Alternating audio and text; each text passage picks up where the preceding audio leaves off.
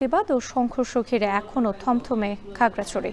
সকাল থেকে অবরোধ কিছুটা শিথিল করা হয়েছে, তবে জারি আছে ১৪৪ ধারা। সেখানকার সবশেষ পরিস্থিতি জানাতে আমাদের সঙ্গে যুক্ত হয়েছেন হোসেন জিয়াদ। পাহাড়ে স্কুল শিক্ষার্থীকে ধর্ষণের প্রতিবাদ ও সংঘর্ষ ঘিরে নিশ্চয়ই এখনো থমথমে পরিস্থিতি বিরাজ করছে খাগড়াছড়িতে। আপনার কাছে জানতে চাই, আইন শৃঙ্খলার সার্বিক পরিস্থিতি কেমন দেখছেন এবং জনমনে আতঙ্ক এখনো বিরাজ করছে কিনা?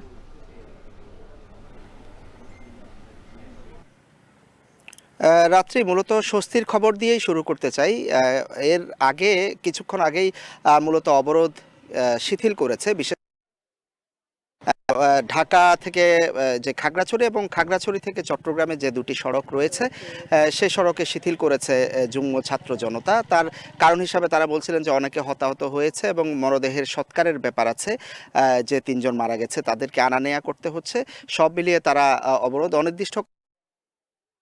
পাশাপাশি আপনি জানেন যে গত ২৩ সেপ্টেম্বর মূলত দীঘিনালায় যেই ছাত্রীটি ধর্ষণের শিকার হয়, তিনি মারমা জনগোষ্ঠীর এবং মারমাদের দুটি সংগঠন রয়েছে পাহাড়ে। সেই দুটি সংগঠনও মূলত অবরোধ প্রত্যাহার বা এই ধরনের চলমান যে সংঘাত সেটি মূলত প্রত্যাহার তারা চেয়েছেন এবং একই সাথে যেই ছাত্রী ধর্ষণ হয়েছে তার সাথে যারা জড়িত তাদের বিচারও একই সাথে দাবি করেছেন, তবে চলমান সংঘাতের অবসান তারা দাবি করেন। এই দুটি কারণেই মূলত পরিস্থিতি কিছুটা স্বাভাবিক হতে শুরু করেছে। আমরা মূল বাস স্ট্যান্ড আছে সেখানে যেসব মানুষজন গত ২-৩ দিন ধরে আটকা পড়েছিলেন, এখন তারা মূলত বাস স্ট্যান্ডগুলোতে এসেছেন।